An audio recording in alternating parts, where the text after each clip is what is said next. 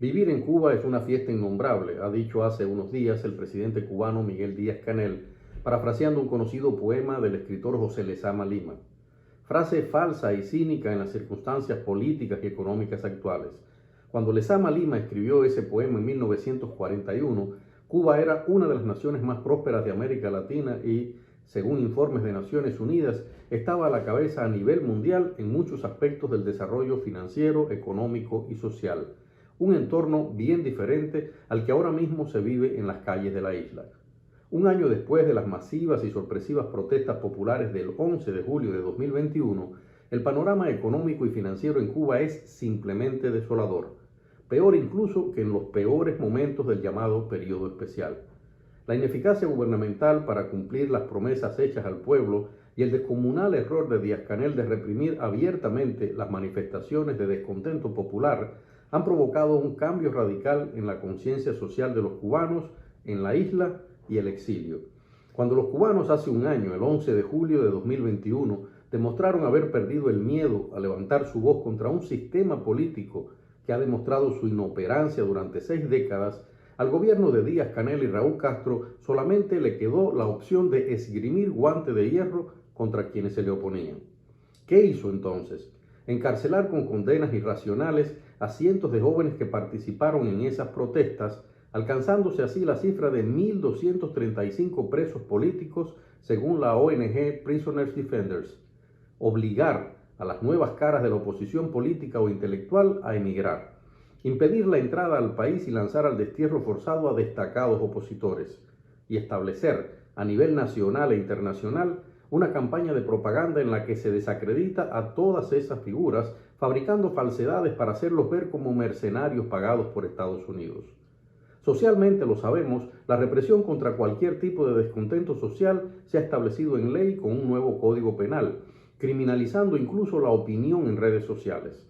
Son más estructuradas y fuertes hoy que en otras épocas las detenciones arbitrarias, los procesos legales sin garantías judiciales, la prohibición de salida del país como castigo a todo tipo de disidencia mediante lo que se conoce como regulación migratoria y los aniquilamientos mediáticos a través de los medios estatales de prensa de las más importantes figuras de la oposición e incluso de gente simple del pueblo que ha utilizado las redes sociales para mostrar su desesperación. Nadie debería extrañarse entonces de que esta situación haya provocado un éxodo que supera a los mayores éxodos históricos en Cuba, el de Camarioca en los 60, Mariel en los 80, el Maleconazo en 1994. Según datos revelados por las autoridades migratorias norteamericanas, desde octubre de 2021 a la fecha han arribado a Estados Unidos más de 140.000 cubanos. Y es necesario recordar que el éxodo cubano es también hacia otras naciones de América Latina y Europa, con lo cual aumentaría considerablemente la cifra real de emigrados cubanos. Lamentablemente de esas campañas se hacen eco internacionalmente en el llamado mundo libre numerosas instituciones, organismos, asociaciones y personalidades de un sector de la izquierda que defiende a dictaduras como Cuba, Venezuela y Nicaragua. Tampoco los organismos internacionales responsables de la defensa de los derechos humanos muestran firmeza ante el triunfalismo y la manipulación de la propaganda gubernamental cubana sobre el incuestionable desastre nacional. Como parte del documental Cuba 11 de julio de 2021, El grito de los sin voz, en proceso actualmente, sobre las manifestaciones del 11 de julio de 2021 y los cambios que se han producido en Cuba desde entonces, conversamos con algunos destacados intelectuales de la isla y el exilio. Los invito a ver algunos fragmentos de las opiniones que aparecerán en ese documental. El 11J representó básicamente un reto muy grande para la prensa independiente cubana. Recordemos que esos primeros días, después del 11J, después de las manifestaciones de los días 11 y 12 de julio de 2021, hubo un apagón de internet completamente. Tuvimos que recurrir a lo que muchas veces evitamos los periodistas en Cuba porque estamos constantemente monitoreados por la policía política, que es, por ejemplo, levantar un teléfono, que te llamen emisoras extranjeras para poder reportar lo que está pasando. Lo que estabas viendo, lo que estabas conociendo por llamadas que te hacían víctimas, personas que estaban encarceladas. Yo recuerdo en ese momento, por ejemplo, que un pastor metodista de la provincia de Matanzas, en Jovellanos, había salido a la calle, había sido él y su hijo violentados en las manifestaciones. Y él me llamó. O sea, yo realmente eso no es algo que hacía. Realmente lo que hacíamos era tratar de conectarnos por otras vías, ¿no? Por otras vías mucho más seguras que el régimen no puede, a las que el régimen no puede acceder. Pero el Internet cayó. El Internet fue limitado, fue restringido por el régimen porque precisamente a través de las redes sociales, a través de Internet, fue que se convocó el 11J.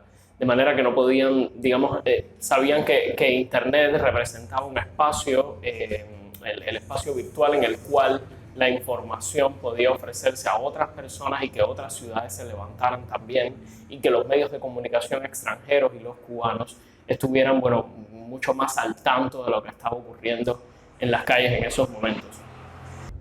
Efectivamente, yo creo que ha habido un cambio positivo de más compromiso con la intelectualidad y los escritores cubanos de la diáspora y dentro de Cuba inclusive, muchos de ellos con posiciones oficiales después de las protestas multitudinarias del 11J contra la dictadura en Cuba. Nosotros, los escritores que siempre hemos mantenido una posición frontal frente a esa dictadura antes del 11J y desde el comienzo, vemos esto con beneplácito, ¿no? Creo que es muy positivo que estas personas que han estado en la cerca o tratando de asumir los beneficios de ambas orillas, es decir, del oficialismo y de la disidencia, que hayan asumido esta posición de conciencia, ¿no? Claro, es bueno alertar también que algunos que tenemos algunos años recordamos algunas cosas, como cuando en los años 90 que empieza a caer el bloque comunista, muchos intelectuales que estaban en la cerca o eran parte del régimen saltaron la cerca y escribieron inclusive libros que fueron críticos e icónicos en ese momento, pero que cuando el castrismo se mantuvo y que el bloque este era asunto del bloque este y no del bloque caribe, muchos de ellos, yo te diría que la mayoría, regresaron nuevamente al corral a sus visitas a Cuba. Algunos de ellos publicaron nuevamente en Cuba y se mantuvieron nuevamente en la cerca. Es decir, hago este llamado de alerta porque me agradaría mucho que eso no volviera a ocurrir. Es decir, que se mantuviesen de nuevo en una posición de franco desafío a esa dictadura, porque obviamente con el 11J no ocurrió el cambio que todos esperamos. Se necesitan más cosas para que ese cambio ocurra. Esto es un buen síntoma de que en algún momento pudiera ocurrir, sobre todo si hay militares que oyen ese clamor del pueblo y están dispuestos a hacer lo que juraron, que es defender a ese pueblo. Pero entonces los intelectuales yo creo que tienen que mantener la coherencia y que no sea un asunto de moda, ¿ves?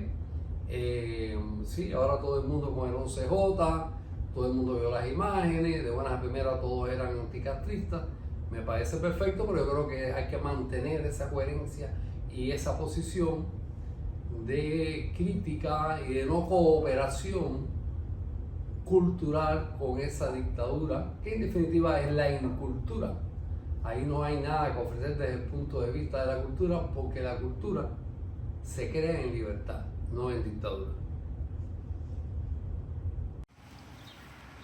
Se cumple un aniversario, primer aniversario del 11 de julio.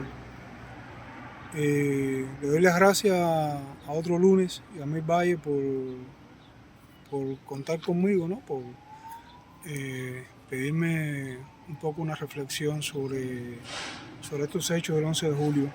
Tengo que decir que a mí, como la mayoría de los cubanos, y pienso que sobre todo los cubanos que estamos fuera de Cuba, que nos hemos visto obligados al exilio por ese sistema totalitario, nos sorprendió lo que sucedió el 11 de julio cuando nos levantamos con esta noticia y con las imágenes de las calles desbordadas en Cuba.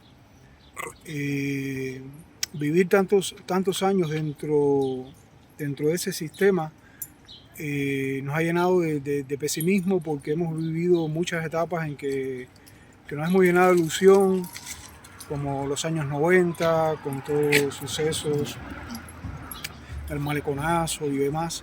Y hemos visto siempre cómo ese sistema tiene una capacidad enorme, ¿no?, para aplastar al ser humano desde todo punto de vista. Y nunca pensábamos que se pudiera dar de manera espontánea unos sucesos como las protestas del 11 de julio. Creo que no creo que en la historia de Cuba haya un suceso similar, que de manera espontánea, o sea, sin una organización previa de ningún partido, de ninguna fuerza organizada opositora, ningún movimiento rebelde, de manera espontánea la gente desde sus casas, desde el interior de sus casas, no personas que se pusieron de acuerdo para hacer una sublevación, reunirse en tal lado, que conspiraron, nada. Sencillamente personas que de su vida cotidiana salieron a tomar el centro de la calle de esa manera tan masiva, tan espontánea y tan radical. Personas que coreaban libertad, que coreaban patria y vida, o sea, que lo hacían con una conciencia tremenda. Una conciencia de su tiempo, una conciencia ideológica, una maduración de esa frustración cubana que nos ha llevado al consenso unánime, ¿no?, que el único y gran problema que tiene Cuba es el totalitarismo, es el sistema, es la falta de libertad, y de ahí derivan todos los demás problemas, porque ese sistema es el que nos coarta y nos impide desarrollar las potencialidades que pudiéramos desarrollar como pueblo, como individuos, como personas, como seres humanos, como ciudadanos. Y eso es lo que había en esos gritos de libertad, de patria y vida.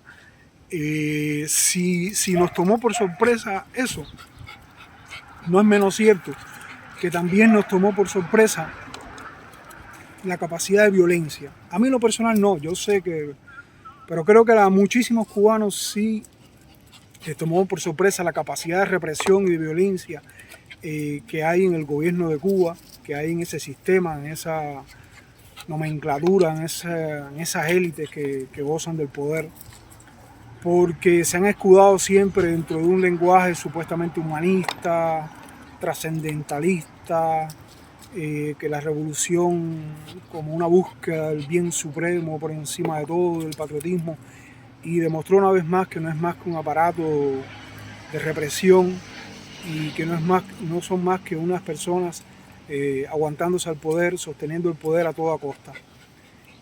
Yo pienso que eso también fue revelador para muchas personas. Hemos sufrido después ver las consecuencias que ya no podíamos imaginar, esa represión sistémica que es capaz de desarrollar el gobierno de Cuba, que ni siquiera una dictadura como Batista o Machado podían desarrollar, porque incluso las peores dictaduras latinoamericanas se escudaban en una aparente civilidad y habían zonas de la sociedad que eran libres todavía y trataban de aparentar por lo menos de que ciertas mecánicas sociales funcionaban, pero el gobierno cubano no. El gobierno cubano ha derivado de una mafia política que ostenta la violencia, ostenta la vulgaridad, ostenta el poder por el poder, y ha repercutido con tremenda violencia sobre todo lo que se manifestaron. Fue motivo de orgullo ver a muchos intelectuales cubanos y artistas expresarse, solidarizarse con el pueblo, y motivo de frustración ver a otros tantos oportunistamente también haciéndose eco entonces de las versiones oficiales, ¿no?, de que un pueblo espontáneamente pudiera salir hacia las calles supuestamente por ser pagado por el gobierno norteamericano, o que todo el pueblo cubano son delincuentes y cosas así. Es lastimoso que las organizaciones paraestatales como la UNIAT y la Asociación Hermanos Saiz sigan de espaldas a ese pueblo, y muchos, sí fue una buena oportunidad para que muchos intelectuales y artistas que gozan de ciertos privilegios, que gozan de cierto protagonismo en la sociedad cubana, se hubieran virado de espaldas y lo hubieran enfrentado al gobierno, lo hubieran acusado al gobierno y hubieran roto con esa complicidad, porque fue un momento máximo de exposición de lo turbio que puede haber detrás de un sistema totalitario. Quien no tuvo esa oportunidad, quien desaprovechó esa oportunidad, pienso que dejó perder una preciosa ocasión para definirse al lado del mejor humanismo y desmarcarse de lo peor de la historia de Cuba, que es este sistema totalitario que estamos sufriendo. Las organizaciones políticas era de esperar. Muchos intelectuales y artistas que se hicieran cómplices, pues bueno, fatal. La historia está ahí, sus hijos, sus familias, pasará el tiempo y tendrán que dar alguna respuesta, dar la cara al final. Por suerte hay muchos artistas e intelectuales como Rafael Vilche, como Ángel Santiesteban, mucha gente dentro de Cuba que sostiene la dignidad de la mejor intelectualidad cubana. Luis Manuel Otero Alcántara, que está preso, Michael Osorbo, Rafael Almanza y muchos más, no solo en La Habana, sino en provincias del interior, que incluso a veces se siente el silencio. Hay determinadas personas que, aunque no se atrevan a enfrentar radicalmente al sistema o a tomar el centro de la calle para protestar, incluso hasta desde el silencio puede ser digno. Lo que no es digno es la cobardía de tomarte el trabajo de expresarte o de desarrollar determinadas acciones, no más que para ir a mostrar complicidad con los abusadores. Entonces, junto con esos intelectuales vamos a estar siempre apoyándolos, los que un día tuvimos que salir de Cuba por consecuencia precisamente de no callarnos y de no ser un puntal de apoyo de ese sistema de ninguna de las maneras. Pero el 11 de julio demostró que el pueblo de Cuba está incluso por encima y por delante de la intelectualidad cubana. O sea, la gente en la calle, el silencio, la frustración y la obstinación de la gente en la calle es mucho más inteligente, es mucho más valiente y es mucho más trascendental que muchas palabras de muchos intelectuales sumisos. ¡Libertad! ¡Libertad! ¡Libertad! ¡Libertad!